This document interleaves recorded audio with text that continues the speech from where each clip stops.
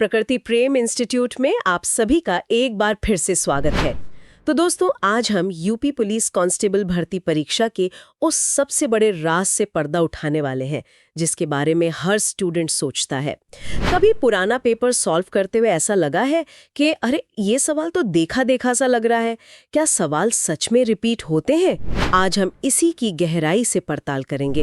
हमारे हाथ लगे हैं ये यूपीपी कांस्टेबल सॉल्व्ड पेपर्स, जिसमें 2023, 2020, 2019 और उससे भी पहले के पेपर हैं। हम कोई पेपर लीक नहीं कर रहे हैं, बस मिलकर ये समझने की कोशिश कर रहे हैं कि तैयारी का सबसे स्मार्ट तरीका क्या हो सकता है। और इस काम में मैं इनकी मदद करूंगा। देखिए, हम सिर्फ सवालों को नहीं देखेंगे, बल्कि उनके पीछे छिपे पैटर्न को समझने की कोशिश करेंगे। आखिर परीक्षक का दिमाग क्या सोचकर कुछ खास तरह के सवाल बार बार पूछता है।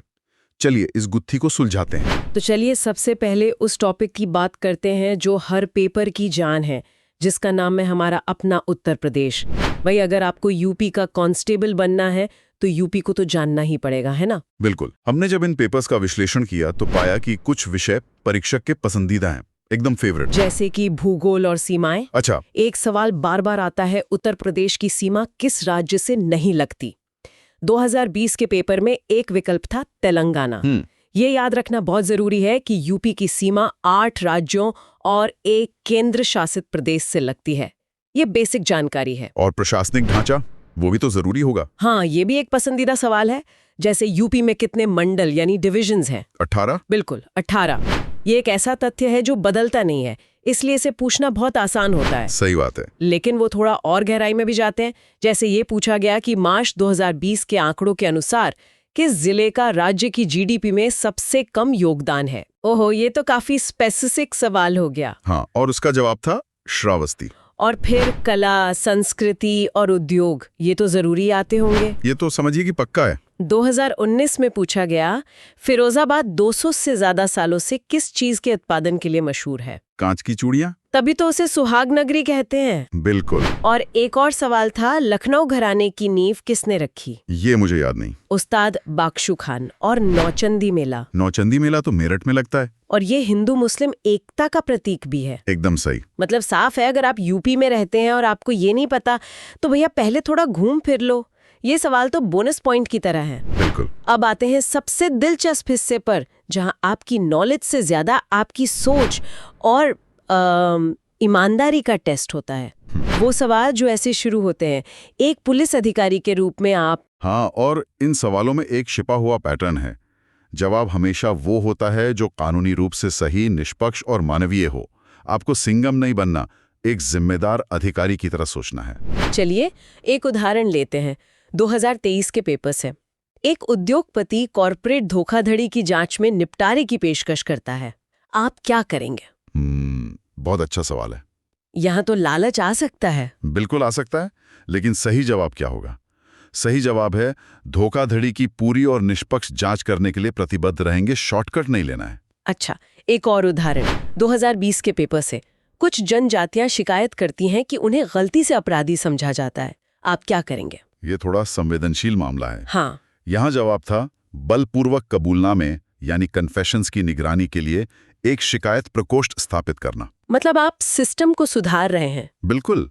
आप किसी एक व्यक्ति पर उंगली नहीं उठा रहे। एक और सवाल 2023 से, कानून लागू करने में आपका मार्गदर्शन क्या करेगा? ये तो बहुत ही गहरा सवाल है। हाँ। इसका सही जवाब है स्थिति के लिए सहानुभूति और विचार के साथ कानूनी आवश्यकताओं को संतुलित करना। मतलब सिर्फ कानून का डंडा नहीं चलाना है? नहीं, इंसानियत भी दिखानी है। मतलब सीधा सा फंडा है, लालच नहीं करना, शॉर्टकट नहीं लेना और किसी के साथ भेदभाव नहीं करना।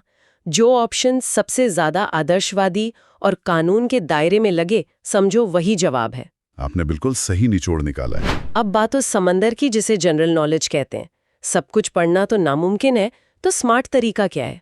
पुराने पेपर्स क्या बताते हैं? पेपर्स बताते हैं कि कुछ खास एरिया हैं जहां से सवाल आने की संभावना ज्यादा होती है। जैसे कि रोजमर्रा का विज्ञान, कोई रॉकेट साइंस नहीं पूछते। बहुत बेसिक सवाल, जैसे पानी का घनत्व अधिकतम किस तापमान पर होता है? 4 डिग्री सेल्सियस। ये तो हम स्कूल से पढ़ते आ रहे हैं। बिल्कुल। दूसरा है राष्ट्रीय महत्व की घटनाएं यानी करंट अफेयर्स। देश में अगर कोई बड़ी घटना हुई है तो उससे सवाल जरूर बनेगा। पेपर में चंद्रयान 3 के लैंडर का नाम पूछा गया। विक्रम। और पुराने पेपर में चंद्रयान 2 के लॉन्च व्हीकल के बारे में पूछा गया था। मतलब इसरो के बड़े मिशन हमेशा महत्वपूर्ण रहे हैं। और स्टैटिक जीके का क्या? हाँ, भारत और विश्व का स्टैटिक जीके भी जरूरी है। जैसे 2019 के पेपर में एक सवाल था, भारत नारियल उत्पादन में इंडोनेशिया और किस देश के बाद तीसरे स्थान पर है? इसका जवाब तो मुझे भी देखना पड़ेगा। फिलीपींस। अच्छा। और एक सवाल था, उत्तराखंड राज्य में कौन से पर्वत दर्रा स्थित है? जवाब था लिपुलेख दर्रा। तो गुरु मंत्र ये है कि आपको अखबार और बेसिक साइंस की किताबों से दोस्ती करनी पड़ेगी। जो देश में चल रहा है उस पर नजर रखो, खासकर विज्ञान और टेक्नोलॉजी में। बिल्कुल सही। आखिर में वो सेक्शन जो आपका स्कोर बढ़ा भी सकता है और अगर प्रैक्टिस ना की तो डुबा भी सकता है। जी हाँ, हिंदी और रीजनिंग। यहाँ एक बहुत दिलचस्प बात है, यहाँ सवालों से ज्यादा सवालों का प्रकार रिपीट होता है। अच्छा, कैसे? रीजनिंग से शुरू करते हैं। समूह से अलग को पहचाने जैसे सवाल बहुत आम है। एक पेपर में पूछा गया, घोड़ा, बाघ, शेर, चीता में से अलग कौन है? घोड़ा, क्योंकि बाकी सब मांसाहारी हैं। बिल्कुल। और विजुअल रीजनिंग जैसे पैटर्न पूरा करना या क्यूब्स वाले सवाल भी खूब आते हैं। और हिंदी में? हिंदी तो बहुत सीधी और सरल आती है। विलोम शब्द और समानार्थी शब्द जरूर आते हैं। जैसे? संयोग का विलोम, वियोग। और विरूपाक्ष का समानार्थी। विलक्षण नेत्रों वाला। एकदम सही। तो इन सवालों का एक ही राज है, प्रैक्टिस, प्रैक्टिस और सिर्फ प्रैक्टिस। जितने पुराने पेपर सॉल्व करेंगे, दिमाग उतना ही तेज इन पैटर्न को पकड़ने लगेगा। बिल्कुल, इसमें अभ्यास ही सबसे बड़ी कुंजी है। तो दोस्तों, आज की इस गहरी पड़ताल का सार क्या निकलता है? राज की बात क्या है? राज ये है कि परीक्षक आपकी रटने की क्षमता को नहीं, बल्कि आपकी जागरूकता, तर्क शक्ति और एक अच्छे नागरिक और भावी पुलिस वाले की सोच को परखना चाहता है। बिल्कुल। अगर हम संक्षेप में दोहराएं तो 4 मुख्य बातें हैं। पहला, उत्तर प्रदेश का गहन ज्ञान। दूसरा, स्थिति आधारित प्रश्नों में नैतिक और कानूनी दृष्टिकोण। तीसरा, प्रमुख राष्ट्रीय घटनाओं और बुनियादी विज्ञान के बारे में जागरूकता। और चौथा, रीजनिंग और हिंदी के लिए लगातार अभ्यास। तो अगली बार जब आप कोई पुराना पेपर उठाएं, तो सिर्फ सवाल का जवाब मत ढूंढिए। ये सोचिए कि ये सवाल पूछा ही क्यों गया, ये आपकी किस खास क्षमता को परख रहा है।